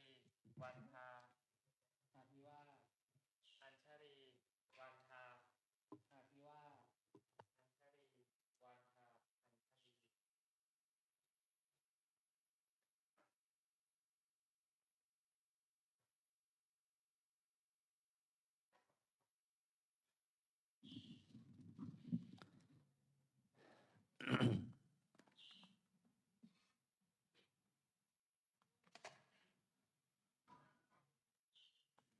วันนี้สงฆ์ได้ประกอบสังฆกรรมให้แก่ท่านเตชะปุญโยท่านได้เป็นพระภิกษุโดยสมบูรณ์แล้วสำเร็จเป็นภิกษุเวลา10 นาฬิกาท่านได้ถือเป็นผู้ที่มีข้อศีลข้อวัดเสมอเหมือนกับภิกษุสงฆ์ทั้งหลายขอให้เราทั้งหลายนั้นได้รู้ถึงความเป็นภิกษุขอให้เราได้รู้ถึงว่าเราได้เป็นพระภิกษุแล้วองค์พระสัมมาสัมพุทธเจ้าได้ทรงบัญญัติให้พระอุปัชฌาย์สอนธรรม8 ประการแก่พระภิกษุผู้บวชใหม่เราเรียกว่าอนุศาสตร์8 อย่างอนุศาสตร์แปลว่าคำสอน8 ประการสิ่งที่ควรทำเราเรียกว่ากรณียกิจกิจที่ควรทำเป็นนิสัยสิ่งที่เราทำเป็นนิสัยมี4 อย่างสิ่งที่เราควรเว้นในขณะที่เราเป็นพระเราจะต้องเว้น4 อย่าง4 อย่างนี่สิ่งที่ควรทำก็คือ1ภิกษุเมื่อบวชแล้วต้องดำเนินชีวิตด้วยความเป็นผู้ขอเป็นบิณฑบาตอาหารได้หรืออาหารบิณฑบาตเป็นนี่คือความเป็นพระเราไม่ได้ประกอบอาชีพที่เป็นธุรกิจการงานอะไรนะแต่เราดำรงชีวิตอยู่ได้ด้วยการได้อาหารจากชาวบ้าน ส่วนเรื่องอดิเรกลาภเรียกสังฆพัสสรกพัสอุโบสถิกพัสอะไรอย่างนี้ก็ไม่ว่าจะ มีบ้างไม่มีบ้างก็ไม่เป็นไรแต่เราได้มีอาหารบิณฑบาตเลี้ยงชีพได้นั่นแหละคือความสมบูรณ์ของพระแล้วนะ อันที่สองภิกษุเมื่อบวชแล้ว เราต้องทิ้งเสื้อผ้าของชาวบ้านมานุ่งห่มผ้าบางสกุลผ้าบางสกุลไม่ว่าผ้าเปื้อนฝุ่น เราเอาผ้าที่เขาทิ้งแล้วเอามาซักมาเย็บมาย้อมมันเป็นผ้านุ่งห่มแต่ปัจจุบันนี้เราผ้าหาง่าย เราเน้นผ้านุ่งห่มมาตั้งดีมาตั้งแต่บรรบวชนะเนี่ยอธิเดกลาภเกี่ยวกับผ้ามีอยู่4 อย่าง 5 อย่างผ้าฝ้ายผ้าป่าผ้าไหมผ้าลินินผ้าขนสัตว์นะผ้าเหล่านี้เป็นผ้าที่ใช้ได้นะแต่ว่าเราไม่มีก็ไม่เป็นไรแล้วก็อาศัยผ้าที่ทั่วไปนะอันที่3ภิกษุเมื่อบวชแล้วเนี่ยเราจะต้องสละบ้านเรือนออกมาบวชเป็นพระก็ได้อาศัย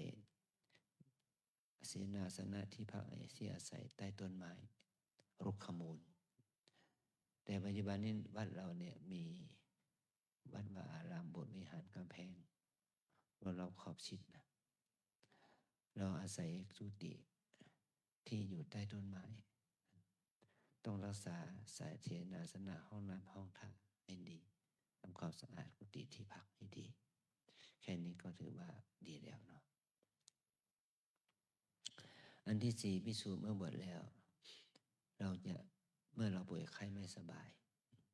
แล้วก็ต้องอาศัยยุกยารักษาโรคสมัยก่อนเรียกว่าฉันยาดองด้วยน้ำมูดเน่าเอามะขามป้อมเอาสมอมาดองด้วยน้ำปัสสาวะมาฉันแต่ปัจจุบันนี้เรามียาแผนไทยแผนปัจจุบันยาเคมีพันรักษาแต่ก่อนเป็นอัตเอกลาภก็คือพวกเนยใสเนยข้นน้ำมันน้ำผึ้งน้ำอ้อย4 ข้อนี้เราจะทำได้เพียงข้อเดียวคือบิณฑบาตได้ข้อเดียวบิณฑบาตอยู่โคนไม้เราก็อยู่กุฏิแล้วนุ่งห่มผ้าบางสกุลก็เนี่ยนุ่งห่มผ้าเนี่ยดีแต่วันแรกแล้วฉันยาดองในน้ำมูดเน่าก็ต้องแล้วก็ฉันยาที่เป็นไปตามแพทย์แผนปัจจุบันนะยาแผนปัจจุบันยาแผนไทยที่เราก็อนุโลมไปตามปัจจุบันสมัยอันที่2สิ่งที่ไม่ควรทำมี4 อย่างสิ่งไม่ควรทำก็คือให้เราลึกถึงศีล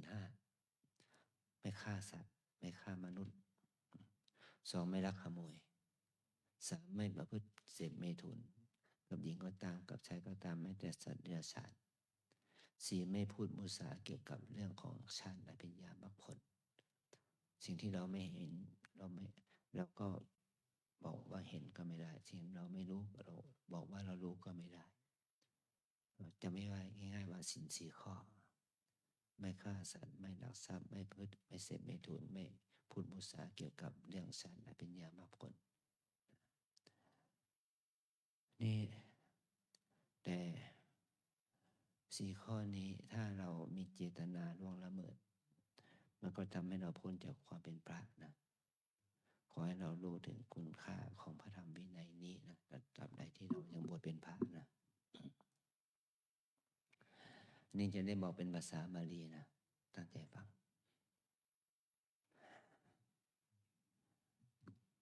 อนุญญาสิโกภควาอุปสัมปะเทตวาจัตตารโรนิสเยจัตตาริจะอัครณียานิอาจิกิตุงบินดิยาโลบโภชนังนิสายะปปชาตัทธาเตยวะชีวังอุสาหุกรณิโยอติเรกลาโภสังฆปตังโอเทสปตังนิมันตนังสารกปตังปักขิกังอุโปสติกังปาติปฏิกังปังสกุลาจีวรังนิสายะปปชาตัตตาเตยวะชีวังอุสาหุกรณิโยอติเรกลาโภโคมังกปาติกังโคสยังกับบาลังสานังพังคังรุกขมูลาเสนาสนังนิสายะปปชา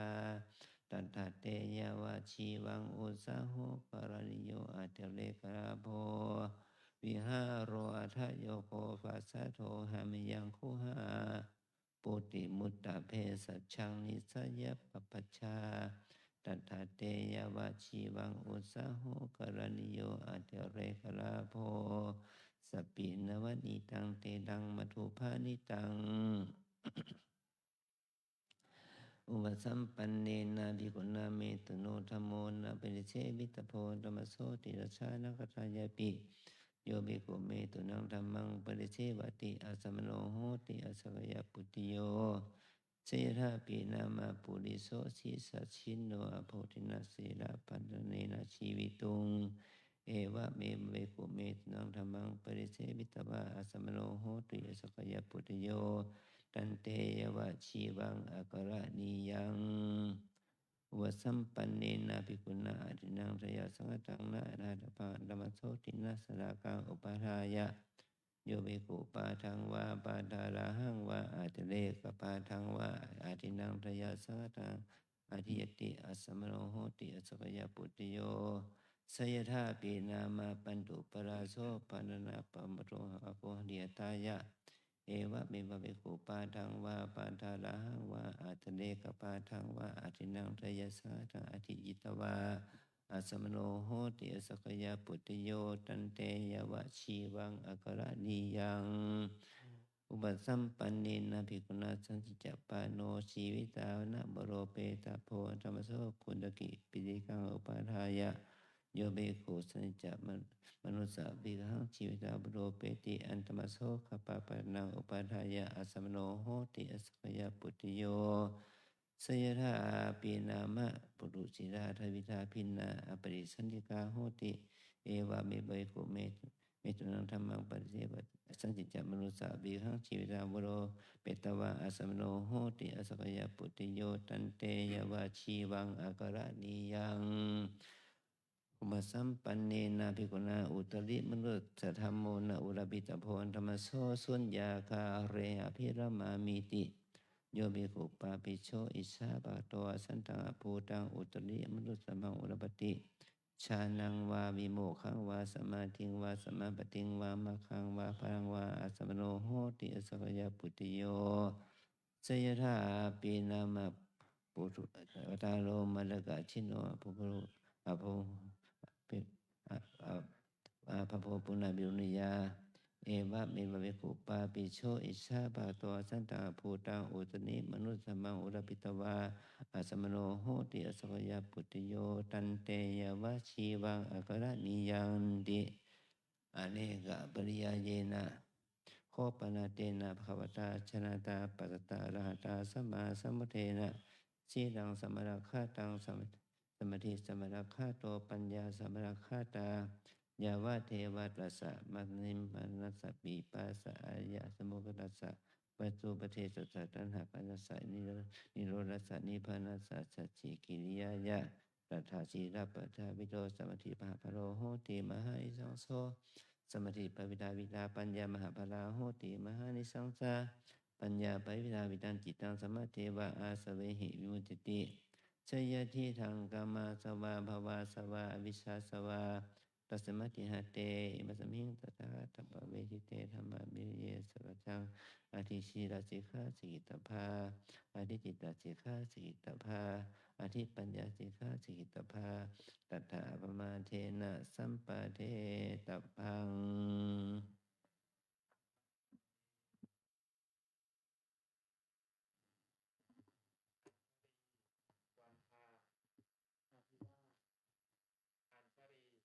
วันทา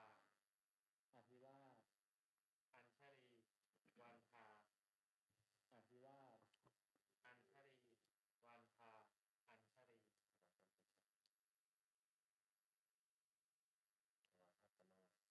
วันทาอัญชรี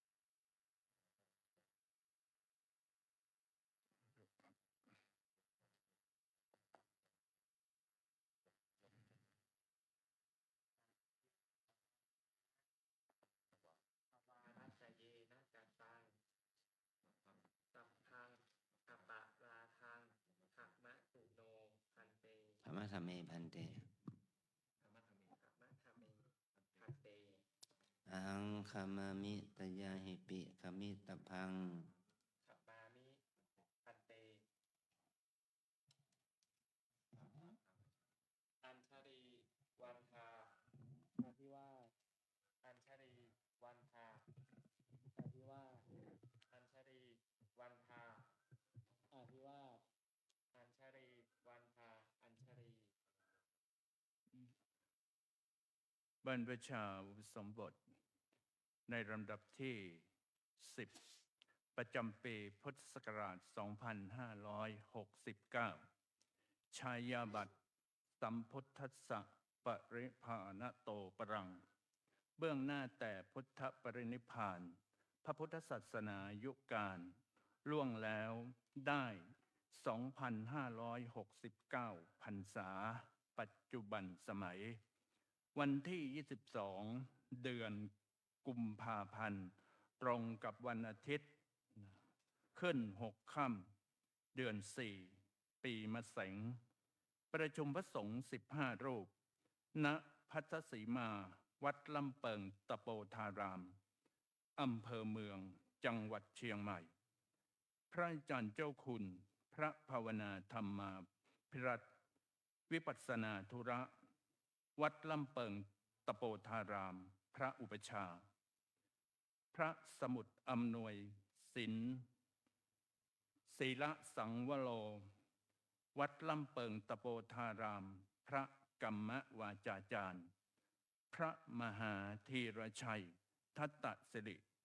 วัดลำเปิงตะโปธาราม พระอนุสาวนาจารย์ ให้บรรพชาสมบทสามเณรภูมิพิรัตน์วงศาสิริโรจน์ โดยให้ฉายานามว่าพระเตชะปุญโญ เป็นอุปสัมปันภิกษุในพระพุทธศาสนาสำเร็จความเป็นภิกษุ เวลา 10 นาฬิกาตรง ขอจงเจริญด้วยศีลสุตตาธิคุณ ทีคายุสุขสิริสวัสดิ์งอกงามไพบูรณ์ในพระบวรพระพุทธศาสนา ทุกทิวาราตรีการเทิน พระภาวนาธรรมาภิรัตน์เจ้าคณะอำเภอเมืองเชียงใหม่ พระอุปชฌาย์ โสอัตตราโทสุขิโตวิรุณโหพุทธศาสเนอโรโคสุขิโตโหหิสหัสสะเพหิยาติเพ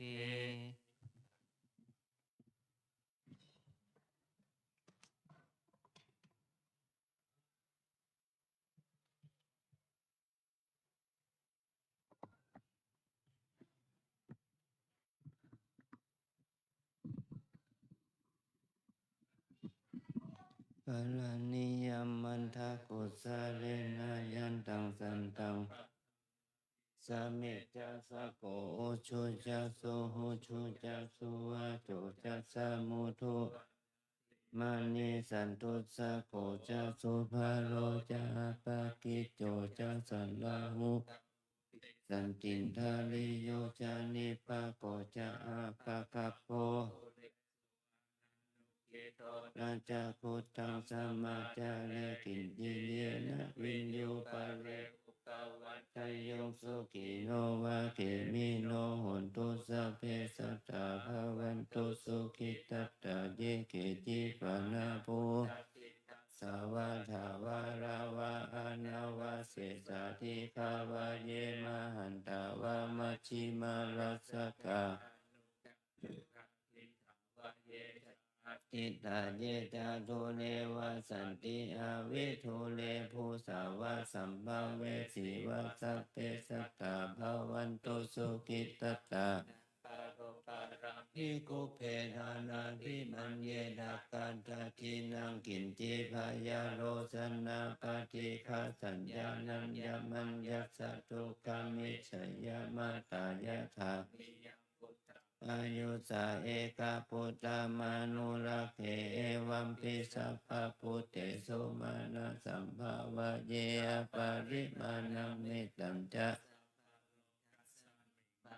สัมภาวะเยอปาริมาณังอุทธังอาทุจติริยัมจะอาสัมภารังอาเวรัง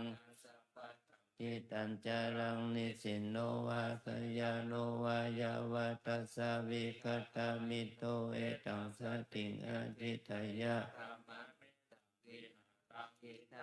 มุทิตินจานุปะคัมมสีลาวันทัสสเนนะสัมปันโนกาเมสุเอดังนาหิทัตตุขปัสสยังปุณเรติติกาลานิยเมธาสุตังวันตามิปุณทังสัพพะเมวะวันทามิธัมมังสัพพะเมวะโทสังฆามาทาเมพันเตวันทามิสังฆังสัพพะเมวะโทสังพันเตวันตามิคารุอุปัชฌาอาจาริเยสัพพะเมวะโทสังฆามาทาเมมีกรรมัฏฐานังสัพพะเมวะโทสังฆามาทาเมพันเตวันตามิอาราเมพันธสีมังสัพพะเมวะทาเมพันเตวันตามิเจติยังสัพพังสัพพังสนิสุปฏิทิตัสสะวิรัตตุมหาโพธิงสักการังสัทธานาคาโลเกเทวะโลเกพัมมะโลเกชัมพูทิเปรังกาทิเประหันตาธาตุโยเจติยังคันทะพุทธิจักตุราสิติสาหัสเสธัมมะคันเทปาทะเจติยังอาหังวันตามิสัพพะโส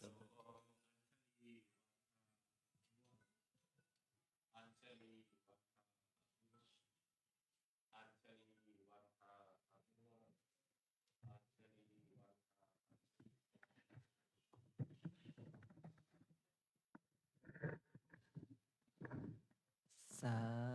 ธุวันทามิพันเตสัพพังอปาราทังคามะทะเมพันเตมยากาตาปุญญาสามินะอนุโมทิตาพังสามินะกาตาปุญญังไมหังทาทัพพังสาธุสาธุอนุโมทามิ จัตตารโอธรรมาวัฏันติอายุวันโนสุขังพลัง สาธุสาธุสาธุ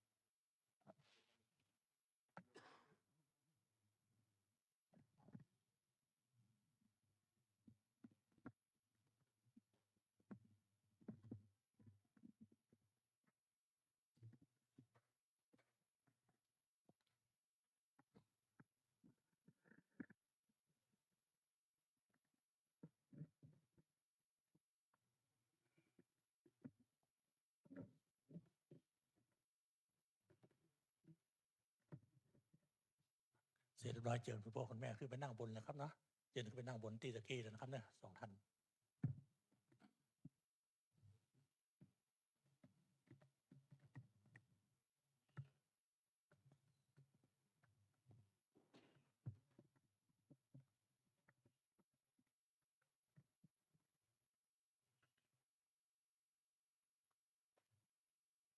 ขึ้นมาน้อยก็ได้ครับผมขึ้นมาน้อยตั้งกลางๆนะนั่งที่เดิมตะกี้ฮะที่เราถวายผ้าใหม่ก็เดี๋ยวรอพระอุปชฌาย์คนเดียวนะลงไปเข้าห้องน้ำสักคำหนึ่งนะครับเนี่ย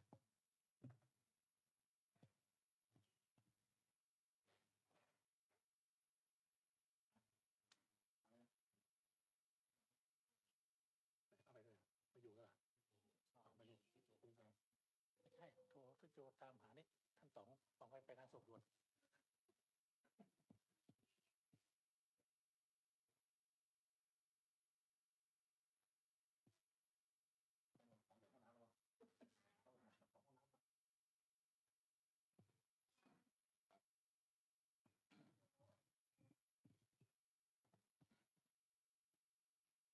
เดี๋ยวถ้าพระอุปชฌาย์มาก็กล่าวคำถวายแล้วก็มาประเคนพระอุปชฌาย์ก่อนนะหลังจากที่กล่าวคำถวายแล้วตอนนั้นก็ประเคนพระกรรมวาจาจารย์แล้วก็มาประเคนพระอนุสาวนาจารย์นะไม่ใช่ครับอาจารย์ครับผมจะให้คุณพ่อคุณแม่เพิ่นถวายพระกรรมวาจาและอนุสาวนาจารย์ด้วยครับผมขอผ้าใหม่ถวายพระอุปชฌาย์ครับ ทำไมก็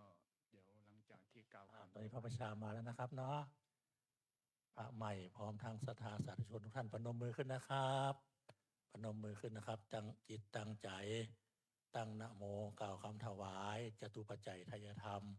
พร้อมกันณบัดนี้นะครับหันหน้าไปด้านพระสงฆ์องค์เจ้าเป็นหลักนะครับเนอะ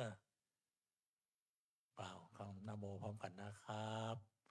นะโมตัสสะภะคะวะโตอะระหะโตสัมมาสัมพุทธัสสะนะโมตัสสะภะคะวะโต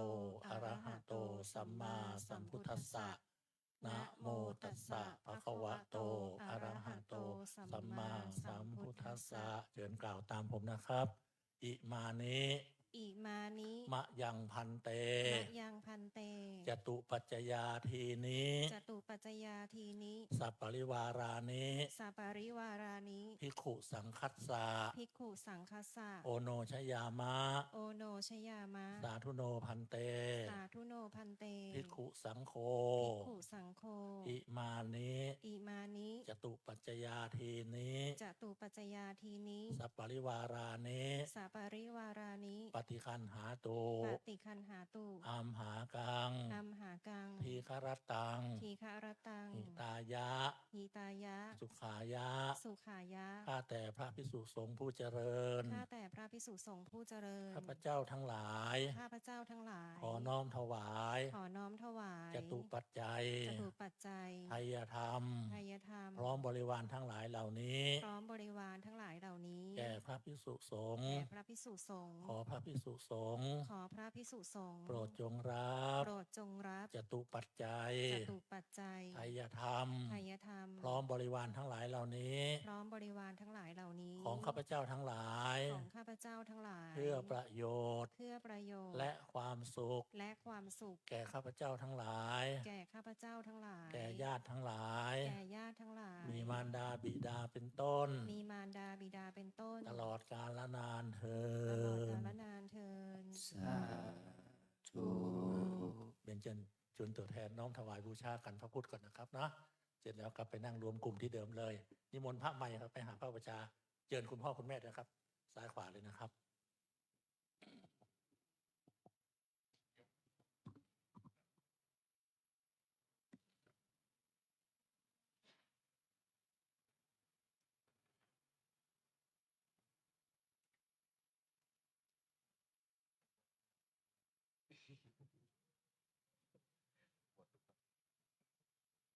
เสร็จแล้วเชิญกลับมานั่งที่เดิมนะครับเนาะลงมาตะลุ่มเลยนะครับเนอะพระใหม่มาตั้งที่อาสนะที่เดิมครับ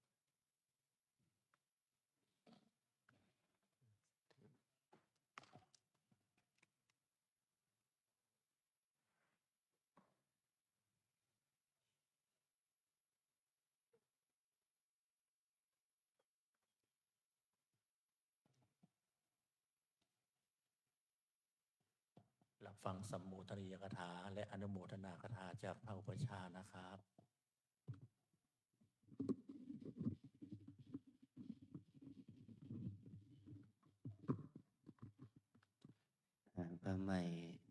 ยมแพร่ศรัทธาญาติโยมมันเป็นญาติมิตรวันนี้เราได้ทำบุญพิเศษทำบุญในการบวชตัวเองให้เป็นพระภิกษุถือว่าเป็นการสละอันยิ่งใหญ่การสละชีวิตทั้งชีวิตมาบวชเป็นพระภิกษุเป็นอานิสงส์แก่เราและเป็นอานิสงส์แก่พ่อแม่พี่น้องญาติมิตรไปด้วยกันเราไม่ใช่ว่าจะได้บุญแค่พ่อแม่พี่น้องญาติมิตรที่มีชีวิตอยู่เท่านั้นนะ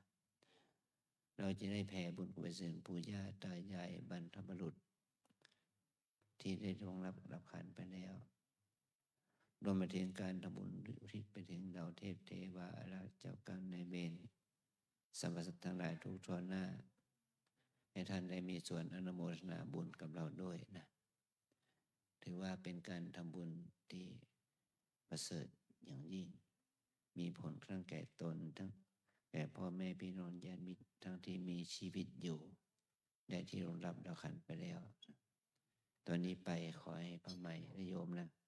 ได้เป็นได้รับพรจากพระสงฆ์ต่อไปเนาะเตรียมกรวดน้ำรับพรนะครับทั้งพระใหม่ทั้งศรัทธาสาธุชนครับผม ยะถาวาริวหาปุราปาริปุเรนติสาคารังเอวะเมวะอิโตตินังเปตานังอุปกัปปติอิชิตังปฏิตังตุมหังคิปะเมวะสมิจฉตุสเปปุเรนตุสังกปาจันโทปนะระโสยะถามณิโชติระโสยะถา สัพพิติโยวิวัจจันตุสัพพะโรโควินาศตุมาเตภวันวันตรายโยสุขิติขายุโกภวะอภิวาทนาสิลิสนิจจังวุธาปัจจายโนจันตารโอธรรมาวันทันติอายุวันโนสุขังภาลังโสอันตรันโทสุขิโตวิรุณโหพุทธัสสะสะเนอโรโค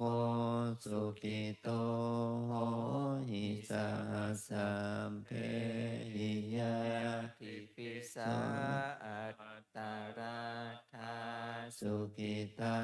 วิรุณหาปุณทัสสะสะเนอโรคาสุขิตาโหหิสัสสัมเพหิยาติปิเตอันทรันทาสุขิตาวิรุณหาพุทธัสสะสะเนอโรคาสุขิตาโหทัสสะสัมเพหิยาติปิภวตุสัพพังมังคารังราคันตุสัมภเทวตาสัมภพุทธานุภาเวนัสสัทธาโสทิภวันตุเตภวตุสัมภมังคารังราคันตุสัมภเทวตาสัมภธรรมานุภาเวนัสสัทธาโสทิภวันตุเตภวตุสัพพมังคารังราคันตุสัมภเทวตาสัมภสังฆานุอาเวนัสสัทธาโสทิภวันตุเต สาธุสาธุสาธุ วันนี้ทานเราได้รับใส่ถวายแล้วศีลก็ได้รักษาแล้วเนาะต่อให้เราได้ภาวนาถ้าเราหันกลับมาหาธรรมชาติที่เราได้แต่วันเกิดคือลมหายใจเข้าออกเราอาศัยลมหายใจเข้าออกหายใจเข้าลึกยาวๆหายใจเข้ารู้ว่าเข้าหายใจออกรู้ว่าออกหายใจเข้ายาวออกยาวก็รู้ว่าหายใจเข้ายาวออกยาวหายใจเข้าสั้นออกสั้นก็ให้รู้ถึงความที่เราหายใจเข้าสั้นออกสั้นนั้น3 หน 5 หนมันก็เป็นมหากุศลได้ละนี่เราเรียกบุญภาวนา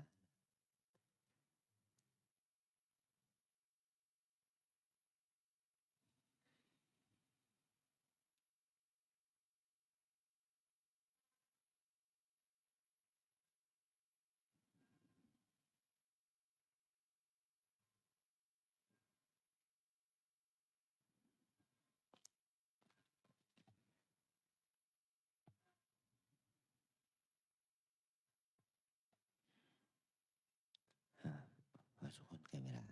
อิตังตานาคัมมังนิพพานาปัจจายโยโหตุโนนิจจัง อิทังศีลกัมมัง นิพพานาปัจจายโยโหตุโนนิจจัง อิตังภาวนาคัมมังนิพ พานาปัจจายโย โหตุโนนิจจัง ยังกินจิกุสาลังกัตตพังกัมมังสัพเพหิอัมเห หิกาตัง ปุญญังโนอนุโมทันตุสุนันตุพนโตเย เทวา อัสสามิงฐาเนอาทิคาตา ทีคา โยกาสัทธาโหนตุสัพพังสัตตาสุขีอัน ตานัง ปาลิหารันตุมาตาปิตาสุขีตา โหนตุทุกขา ปามุจจันตุสัพเพยาตากาสุขีตาโหนตุทุกขาปามุจจันตุสัพเพอายาตากาสุขีตา โหนตุ ทุกขาปามุจจันตุสัพเพปิสาสัพเพยัคขาสัพเพเปตา สุขีตา โหนตุทุกขาปามุจจันตุสัพเพนาคาตาสุ ขีตา โหนตุทุกขาปามุจจันตุสัพเพเทวาสุขีตา โหนตุ ทุกขาปามุจจันตุสัพเพอาจาริโยปัจจายาสุขีตาโหนตุทุกขาปามุจจันตุสัพพาสัมปติโยสามิชันตุโวเจริญศรัทธาสาธุชนทุกท่านวันทาน้อย ขอสุมาพร้อมทั้งลาพระสงฆ์องค์เจ้านะครับสาธุวันตาเมพันเตสัพพังอาปาราทังขามะทะเมพันเตมยากาตังปุญญาสามินาอนุโมทิสัพพังสามินากาตังปุญญังไมหังทาตพังสาธุสาธุอนุโมทามิ จัตตารโอธรรมาวัฏันติอายุวันโนสุขังภะลัง สาธุสาธุสาธุ ต่อไปครับพรพระใหม่เนาะพระใหม่สายเดียวนะพรหลวงพ่อปานพรหลวงพ่อของแม่อย่ามิดเจ้านะ การจะใส่บาตรพระใหม่ก็ครับนี่เอาใส่ก่อนนะฮะเดี๋ยวจะได้พอมีรูปเดียวนะเดี๋ยวจะได้ปั่นปอนทีหลังนะครับผมใส่ตรงนี้เลยนะครับนะครับใส่ตรงนี้เลยนะครับเนาะเดินนะครับนะได้นั่งพระเพียบเลยนั่งพระเพียบครับเวลาโยมใส่บาตรเอามือจับบาตรไปเลยนะระยะแต่ต้องยก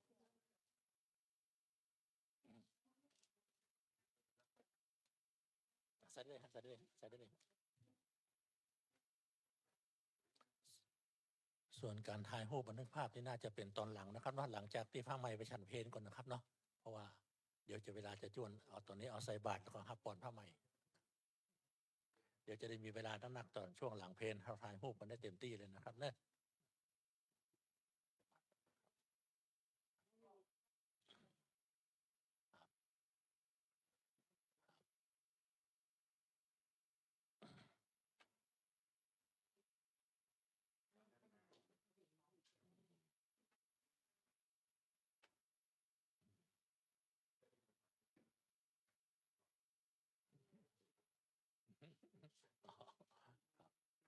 ใส่เป็นบาทแล้วครับ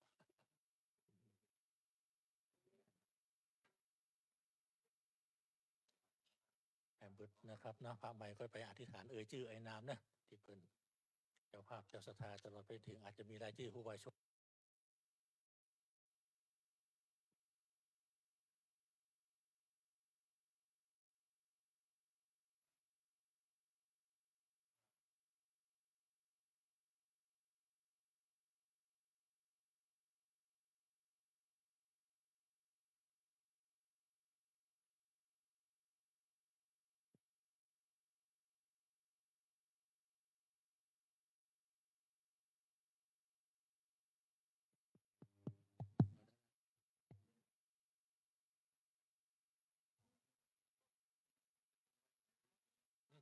ทำพิธีต่อเป็น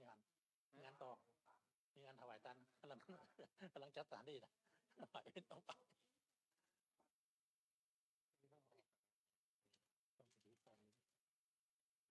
เอาในวางข้างๆยกวางข้างเลยครับครับผมครับเลยนะครับเปลี่ยนวางข้างไป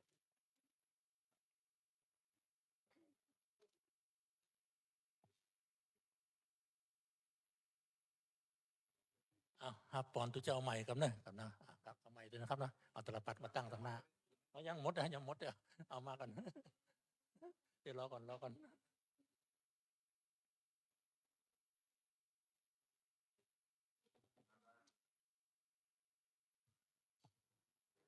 อันเดี๋ยวดอกไม้ก็วางข้างก็ได้ดอกไม้ออกมาวางข้างก็ได้ครับเดี๋ยวมันจะลดนะครับนะคือวางนะครับผมเอาแล้วนะครับนะมีหรือยังมีมก่อนหมดแล้วนะอาจจะตั้งใจผันปอนนะ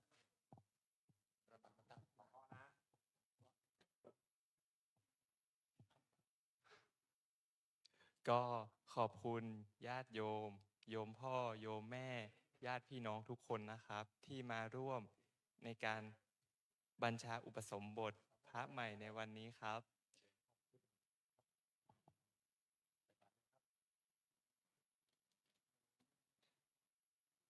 ขอขอบคุณทุกๆคนนะครับ รวมถึงผู้ที่จิตศรัทธาทุกคนด้วยนะครับ ญาติพี่น้อง